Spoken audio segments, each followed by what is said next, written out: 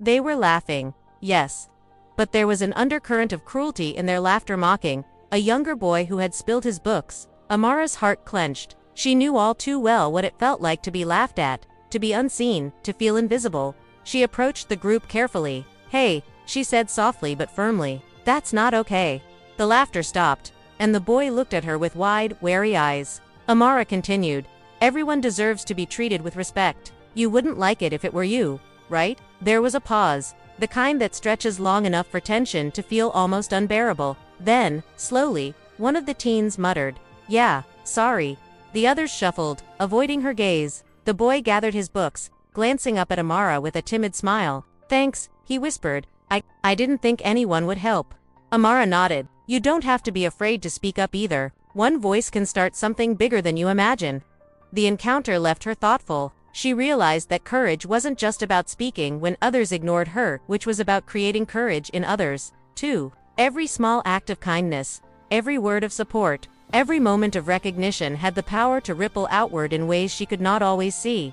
Soon, Amara's influence began to extend beyond her school and immediate community. Local teachers and administrators noticed her efforts and invited her to mentor younger students, encouraging them to express themselves and to support peers in need. Amara hesitated at first. After all, she had spent so long being ignored, but she agreed, driven by the understanding that real change required patience and persistence. Her mentorship sessions became small havens for students who had been overlooked or dismissed. One boy, David, barely spoke at first, hiding behind oversized hoodies and quiet shyness. But Amara's gentle encouragement and unwavering attention coaxed him into opening up. He discovered that he had a talent for poetry, and soon he was sharing his verses with the group. Another student, Maria, who had been teased for her love of painting, finally displayed her work publicly at a school art show, crediting Amara for helping her find the courage to be seen. Through these experiences, Amara learned an important lesson: that the courage to speak, to notice, and to act didn't just impact her own life, it could spark transformation in countless others. Every voice she amplified, every person she lifted, became part of a chain of change that extended far beyond what she could perceive. Yet, even with these triumphs, Amara faced moments of doubt. She sometimes wondered if her efforts were enough, if the world would continue to overlook the quiet and vulnerable despite her interventions. There were days when the laughter of those who mocked others echoed too loudly. Days when adults dismissed her ideas or refused to listen. In those moments, she reminded herself of the faces of those who had found hope because of her. David, Maria, the boy in the park, the man in the library, they were proof that her voice mattered, even when it seemed the world ignored her. One particular evening, as the sun set in a blaze of orange over the town, Amara received a letter slipped under her door. It was from the elderly neighbor she had once befriended, the woman whose mailbox had been overflowing. The letter was simple, written in shaky handwriting. "Thank you for noticing me. I feel alive again because someone finally cared. You are a gift."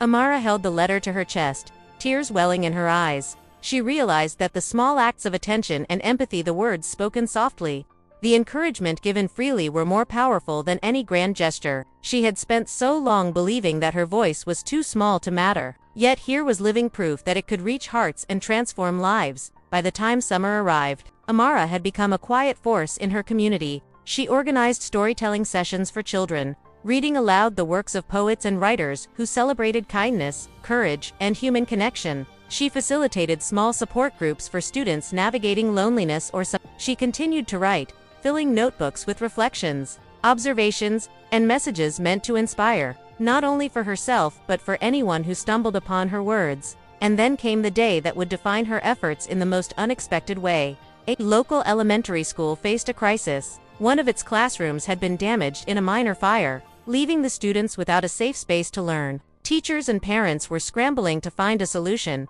but it seemed hopeless. Amara, upon hearing the news, knew she had to act. She rallied her schoolmates, organized a fundraiser, and spoke to local businesses, urging them to contribute materials and resources. At first, many doubted a group of students could accomplish much, but Amara's quiet determination was contagious.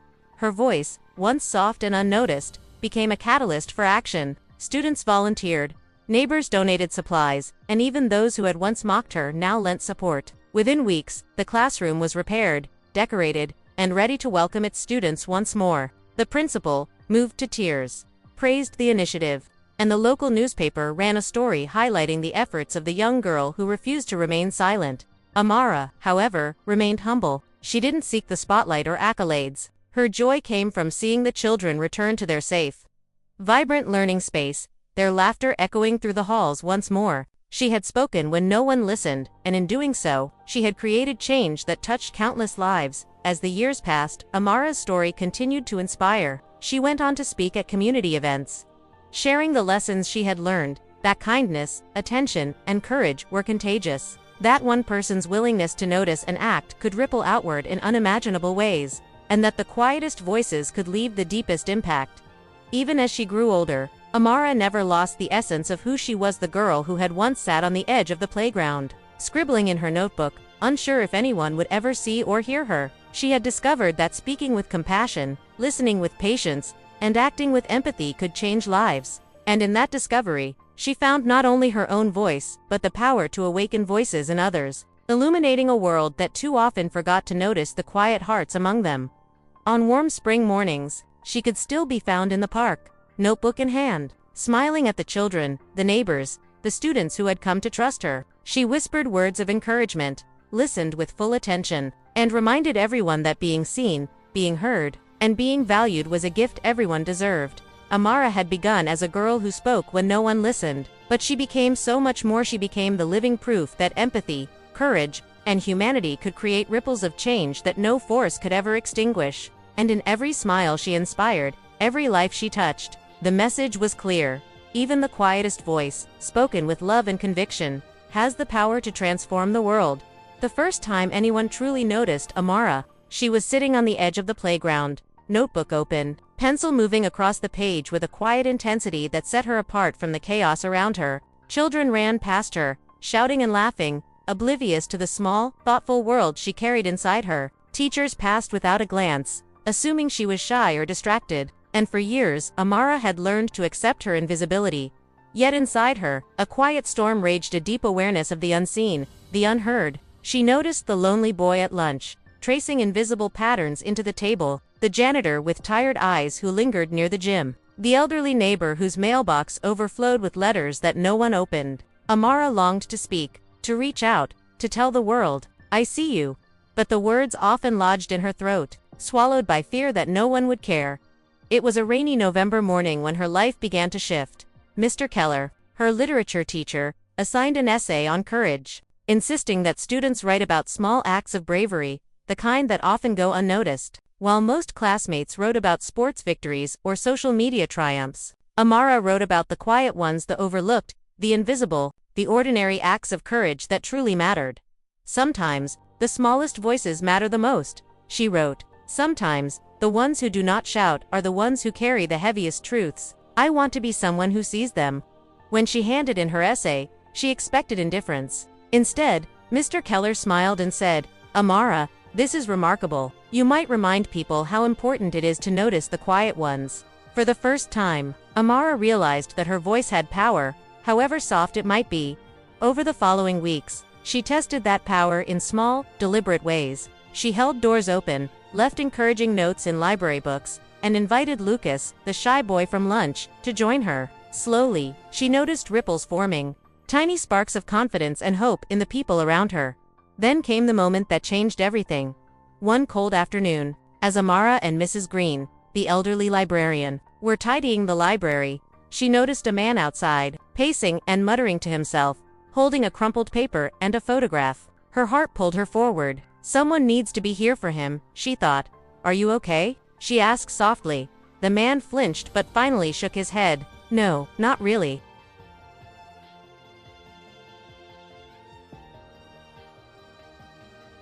Ground.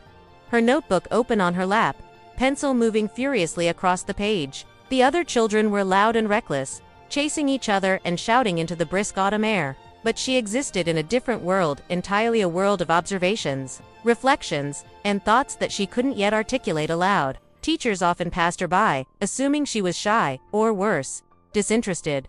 And students barely remembered her name, if they remembered her at all. She had grown used to being invisible, to being the one who watched quietly from the sidelines, while everyone else made their lives visible in noise and action. Yet, Beneath her quiet exterior, a deep sensitivity hummed like an unstruck chord. Amara noticed the things that no one else did: the lonely boy who sat alone at lunch, tracing patterns into the cafeteria table; the janitor who always lingered by the gym with tired eyes that seemed to carry the weight of invisible burdens; the elderly neighbor whose mailbox was always full, the letters unopened because no one had time to visit her anymore. And for each unnoticed person, a small pang of empathy stirred in her heart. Amara wanted to speak, to reach out, to tell the world, "I see you," but her words often stuck in her throat. She had learned, over countless moments of dismissal, that speaking might not change anything at all.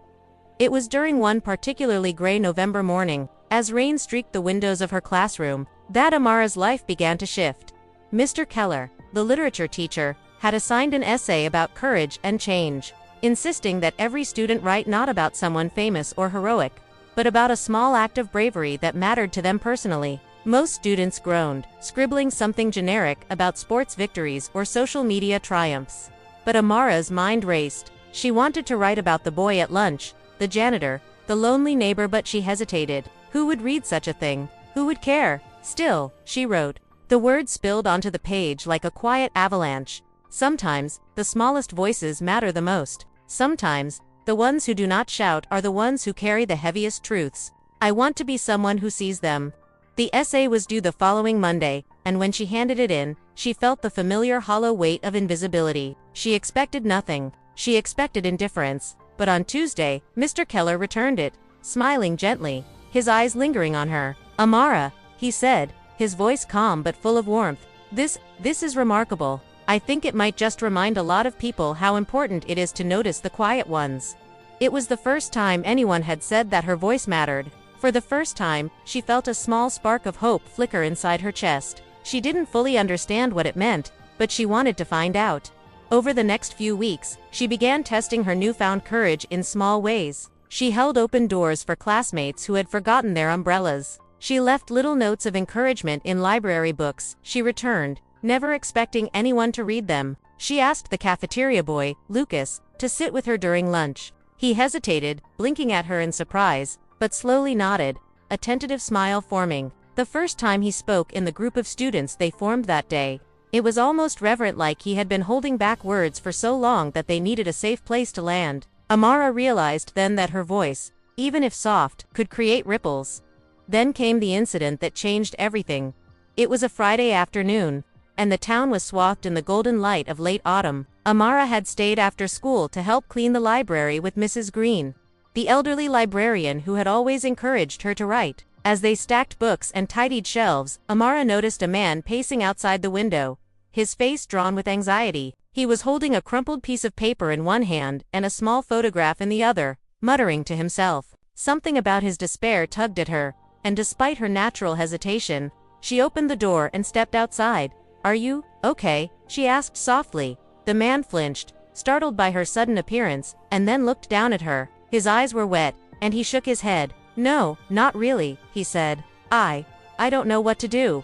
Amara hesitated for only a moment before sitting beside him on the cold concrete bench. "Do you want to talk about it?" she asked Dad at first. He shook his head, muttering about mistakes and lost opportunities. But gradually, her quiet patience coaxed the words out of him. He spoke of a lost job, of a sick mother he couldn't care for properly, of mounting bills and a despair he could no longer contain. His story was heavy, filled with fear and regret, and Amara listened without judgment, without interruption. She didn't try to fix his problems immediately, because she knew there were some things even she could not fix. But she acknowledged his pain, gave it space, and for the first time in hours, maybe days, he felt someone was truly listening. You've never met me before," he said finally, voice thick. "Why are you here?" Amara shrugged slightly, looking down at her notebook. "Sometimes," she said softly, "people just need someone to see them, to hear them. I think everyone deserves that." He stared at her for a long moment, and then the tightness around his chest seemed to loosen slightly. I think you might be right," he said, managing a small, grateful smile. "Thank you." It was a turning point, not just for him, but for Amara. She realized that speaking and listening were not just about making noise, they were about presence, about empathy, about creating a space in which someone else could breathe. The world didn't always have to be loud to be meaningful.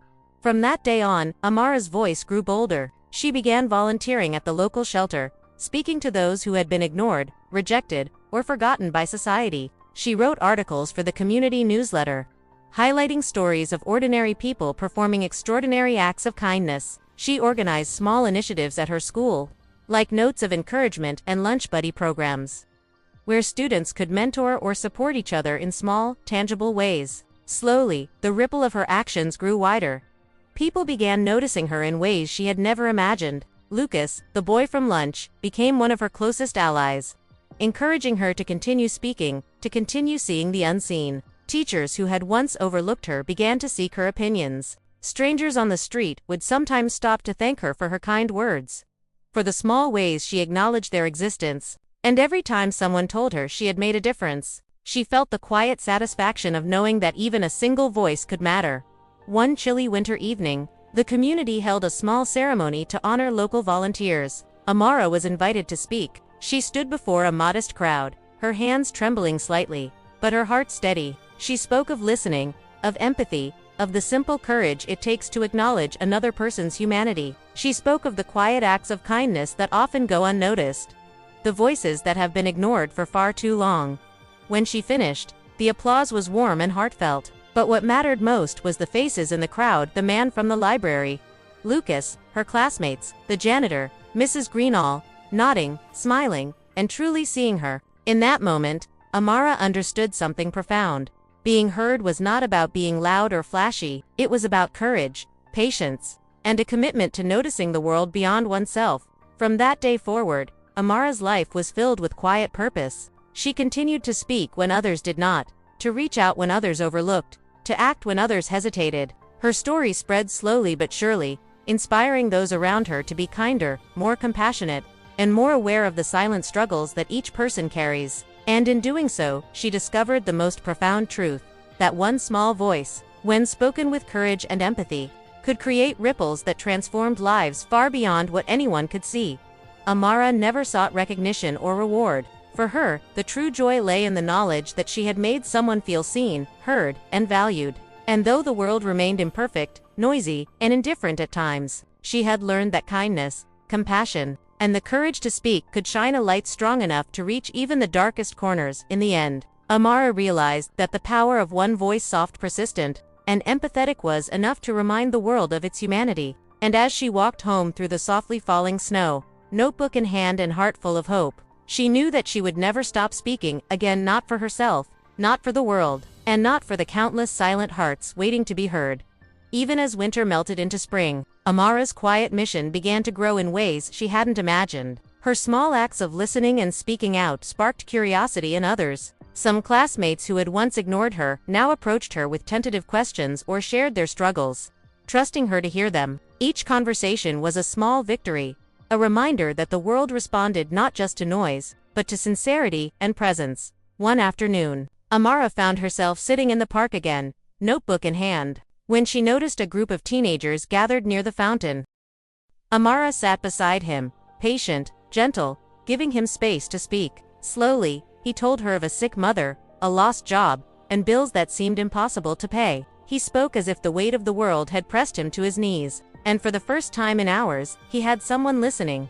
You've never met me before," he said. "Why are you here?" "Sometimes," Amara said softly, "people just need someone to see them, to hear them. I think everyone deserves that." The man's expression softened. "Thank you," he whispered, relief shimmering in his eyes. In that moment, Amara understood something fundamental. Being heard was not about volume, attention, or accolades. It was about presence, empathy, and the courage to acknowledge another human being. From that day forward, Amara's voice grew bolder. She volunteered at the local shelter, wrote articles for the community newsletter, and organized small programs at her school to support quiet or overlooked students. Slowly, her ripple effect expanded. David, a shy boy who discovered a love for poetry; Maria, a student whose paintings finally received recognition; even Lucas, who found his own confidence through her encouragement. Yet doubts still lingered. Some days, the noise of indifference seemed louder than her own conviction, but every time she faltered, she remembered the people she had touched, the small victories that proved her voice mattered. One winter evening, a simple letter arrived from the elderly neighbor she had befriended long ago. "Thank you for noticing me. I feel alive again because someone finally cared. You are a gift."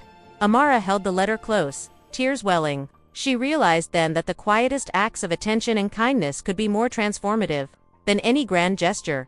As spring arrived, Amara faced her greatest challenge yet. A local elementary school's classroom had been damaged by fire. Parents and teachers despaired, but Amara knew she had to act. She rallied classmates, reached out to local businesses, and organized a fundraiser. Slowly, the impossible became possible. Within weeks, the classroom was rebuilt, colorful and ready for students once more. The community had come together, inspired by a single voice that refused to remain silent. Amara didn't seek recognition. The joy was in watching the children return to their safe, happy classroom, laughter echoing where despair had once lingered. She realized that courage was not measured by applause or visibility, was measured by the lives touched, and the hope ignited. Years passed, and Amara's influence spread. She mentored students, spoke at